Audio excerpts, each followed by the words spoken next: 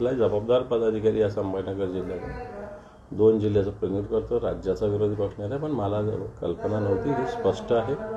त्यांना आम्ही फोन केला त्यावेळेस ते उद्धव साहेबांच्या बरोबर होते, म्हणून उद्धव साहेबांच्या बरोबर असल्यानंतर मग तिथून कशाला परत बोलायचं. निवडणुकीला सामोरं जात असताना तुमच्यासारखा मोठा नेता, जो विरोधी पक्ष नेता आहे, त्यांना डावलत राहणं म्हणजे ही पक्षाचं नुकसान करण्यासारखं वाटत नाही? मी काय खैरे साहेबांकडे पाहून थोडी पक्षाचं काम करतो, मी उद्धवजी ठाकरे साहेबांकडे पाहून पक्षाचं काम करतो. मला काय माहिती, कारण डावलत असतं तर मी इथपर्यंत ते आले पण नसते. आता म्हणून दाखवा मला. म्हणजे याचा अर्थ काय समजायचं या वाक्याचा अर्थ काय समजायचं? नाही, ते असे आरोप करत असतात, त्यांच्या आरोपाला काही तथ्य नसतं. त्यांचा एक स्वभाव आहे, तुम्हाला सगळ्यांना माहिती आहे. तुम्ही त्यांच्या तोंडून काहीतरी वदवून घेता. नाही, मी कधी एकांगी घेत नाही, मी कधी बोलत नाही, मी कधी एकटा निर्णय घेत नाही. मला माहिती आहे आपल्यावर अंगावर येईल, म्हणून आपल्यावर अंगावर आलं तर मग तसं नाही, म्हणून मी कधी एकांगी निर्णय घेत नाही. तुम्हाला कल्पनाही नव्हती असं तुम्ही सांगितलं, मग हे याच्यावरून काय? मला कल्पना नव्हती, बिलकुल नव्हती. हे तर सुस्पष्ट आहे. जे कार्यालयाचं भूमिपूजन झालं, जर प्रचाराचं असेल तर मी इथला जबाबदार पदाधिकारी या संभाजीनगर जिल्ह्यात 2 जिल्ह्याचं प्रतिनिधित्व करतो. राज्याचा विरोधी पक्ष नेता, पण मला कल्पना नव्हती, हे स्पष्ट आहे. आणि हे मी माननीय पक्षप्रमुखांच्या कानावर सुद्धा ह्या विषयी नाराज आहात आणि तुम्हाला उमेदवारी पाहिजे म्हणून तुम्ही आग्रह धरताय. हे 2 गोष्टी स्पष्ट झालेल्या आहेत सध्या चर्चा. उमेदवारीसाठी आग्रह हा नसतो, इच्छा व्यक्त करणं एवढंच असतं. पण काही भूमिका तर पक्ष नेतृत्वाच्या काही गेल्याच पाहिजे ना. एकच बाजू जर चालत असेल आणि एकांगीपणाने इथं कोणी वागत असेल तर मला असं वाटतं या गोष्टीची दखल पक्षप्रमुखांनी घेतली पाहिजे, असं माझं मत आहे. आणि मी ह्या सगळ्या गोष्टी घातलेल्या वाटतं, त्या गोष्टी फार काही बाहेर बोलण्याची गरज नाही. माननीय उद्धवजी ठाकरे साहेब यथावकाश या सगळ्या बाबतीत योग्य तो निर्णय घेतील आणि मी त्यांच्या आदेशाला बांधील असलेला सैनिक यावर तुम्हाला स्पष्ट सांगतो. मुंबईत बोलवलंय, आज मुंबईत भूकंपाचं केंद्रबिंदू तुम्ही असणार आहात. मुंबईत आज बैठक. मी मुंबईत आत्ताच आलो, कोणतीही बैठक आज नाही.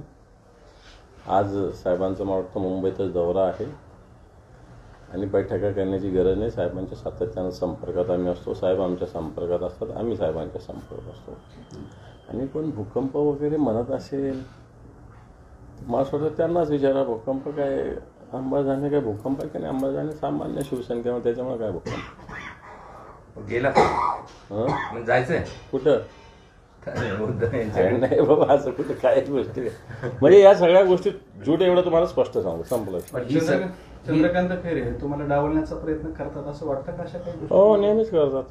त्याला काय, आजच काय, नेहमीच करतात. निवडणुकीला सामोरं जात असताना तुमच्यासारखा मोठा नेता, जो विरोधी पक्ष नेता आहे, त्यांना डावलत राहणं म्हणजे ही पक्षाचं नुकसान करण्यासारखं वाटत नाही? मी काय खैरे साहेबांकडे पाहून थोडी पक्षाचं काम करतो, मी उद्धवजी ठाकरे साहेबांकडे पाहून पक्षाचं काम करतो. त्यामुळे ते काय म्हणतात आणि काय करतात त्याच्याशी मला काय घेणं देणं. अजूनही तुम्हाला अपेक्षा आहे की तुम्हाला उमेदवारी मिळेल? माझी मागणी नोंदवलेली आहे, शेवटी मिळो ना मिळो. पण सर्वे पण जर दानवेंना मिळालीच उमेदवारी तर मग पक्ष म्हणून तुम्ही काम करणार, कारण ते सारखेच डावलतात. खैरेंना मिळालीच तर मी सांगितलं, मी पक्षाचा बांधील सैनिक आहे.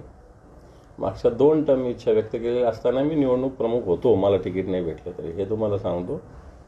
त्यामुळं पक्षाच्या विषयी माझ्या मनात काही संभ्रम निर्माण होऊच शकत नाही. तुम्ही खैरेंचं काम करणार का मग, जो उमेदवार ते असले? खैरेंचं नाही, शिवसेना उद्धव बाळासाहेब ठाकरे यांचा जो उमेदवार असेल त्याच. चंद्रकांत खैरेंना उमेदवारी दिली, पक्षाचं काही नुकसान होईल असं वाटतंय का? मला असं वाटतं पक्ष नेतृत्व सगळ्या गोष्टीचा व्यापक विचार करत असतो.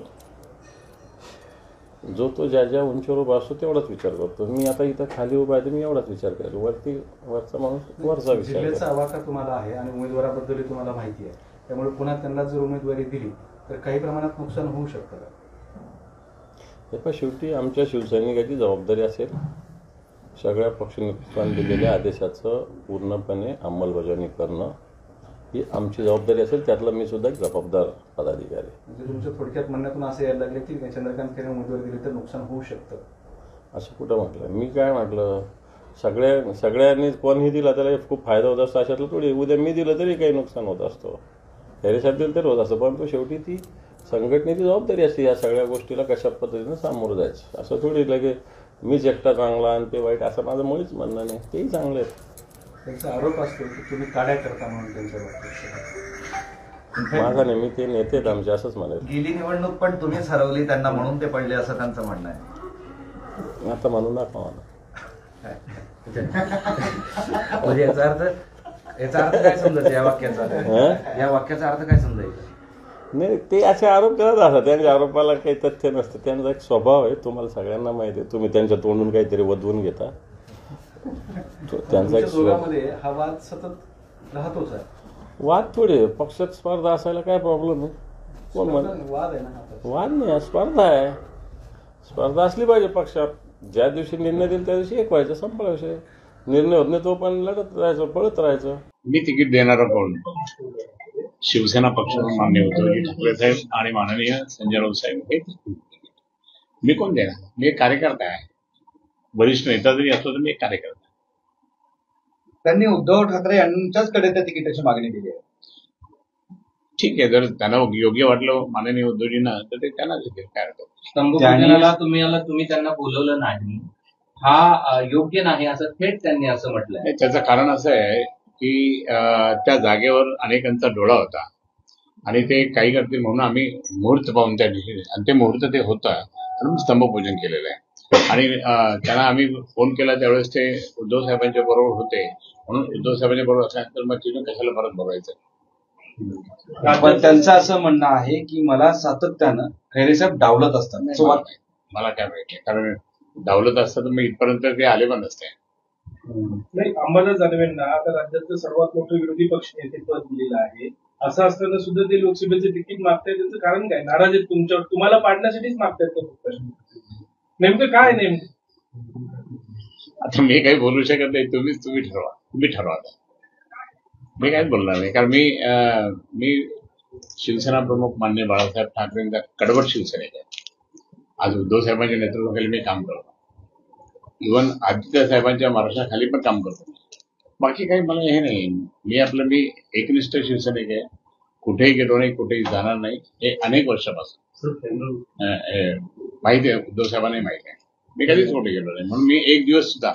आता मला काही मंडळींनी पाडल्यानंतर मी स्वतः या ठिकाणी सांगतो की एक दिवस पण मी घरी राहिलो नाही. माननीय उद्धवजींनी मला दुसऱ्या दिवशीच बोलवलं आणि त्यांनी सांगितलं तुम्ही काम करत राहा, तुम्ही काही टेन्शन घेऊ नका, काम करत राहा. आणि त्या दिवशीपासून मी आजपर्यंत मी पूर्ण 5 वर्ष मी काम केलं. 5 वर्ष मी काम केलं. लोकांनी मला खासदार म्हणूनच त्यांनी ट्रीट केलं, कारण खासदार म्हणून जे काही मी कामं करत होतो ते त्यांना तेच वाटले बाबा आपण खैरे साहेबांकडे जाऊन खैरे साहेबांकडे गेलं काम होतं हे म्हणून माझं काय जनता म्हणते. तिकीट मिळायच्या नंतर गुरु शिष्याची लढाई सुरू झाली होती. आता तिकीट मिळायच्या आधीच गुरु शिष्य एकमेकांच्या समोर लढाई लागली. कोण कोणाचा गुरु, कोण कोणाचा शिष्य, जरा सांगा. नाही, गुरु मी ते त्यांचा आणि शिष्य तोच आहे. कालही मला मातोश्रीमध्ये बोलला तो अंबादास की मी तुमचा शिष्य आहे का नाही. हो, आणि तुमच्याकडे रेकॉर्ड झाले नाही. ते तुमच्याकडे जेव्हा विरोधी पक्षनेता झाल्यानंतर रेकॉर्ड झालेले होते.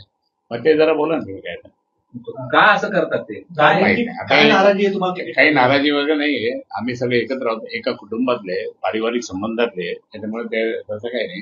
आता कोणी ना कोणी त्यांना असं उलटा प्रश्न विचारला की मग ते उलटा. आता मला कोणी जर एकदम भडकाऊ प्रश्न विचारला तर मी लगेच भडकाऊ उत्तर देतो. पण आता जर शांती, त्यांनी स्पष्ट सांगितलंय तुम्ही एकांगी वागताय, एकांगी निर्णय घेता, पक्षात हे चालत नाही. मी कधी एकांगी घेत नाही, मी कधी बोलत नाही, मी कधी एकटा निर्णय घेत नाही. मला माहिती आहे आपल्यावर अंगावर येईल, म्हणून आपल्यावर अंगावर आलं तर मग तसं नाही, म्हणून मी कधी एकांगी निर्णय घेत नाही. पण मी त्या ठिकाणी मी शिवसेना स्थापनेपासूनचा मी आहे, माझा अधिकार पण आहे तेवढा संपूर्णपणे त्या ठिकाणी. पण एकांगी निर्णय घेण्याचा अधिकार नाहीये. मी सगळ्यांशी बोलून त्या ठिकाणी घेतो. परंतु तुम्हाला मी या ठिकाणी स्पष्ट सांगतो की मी अगदी पाहिल्यानंतर मी साहेबांचा आशीर्वाद आणि त्यावेळेसपासून मी 5 वर्ष या जिल्ह्याचा पालकमंत्री होतो, कॅबिनेट मंत्री केलं होतं मला मान्य बाळासाहेब. नंतर दिल्लीत पाठवलं. दिल्लीत सुद्धा मी चांगलं काम केलं. 20 वर्ष काम केलं, इतकं चांगलं काम केलेलं आहे. आणि आजही मी म्हणजे मला कुठलंही पद नसताना मी खासदार म्हणून त्या ठिकाणी लोकांनी ट्रीट करून माझ्याकडे कामं करून घेतलेलं आहे.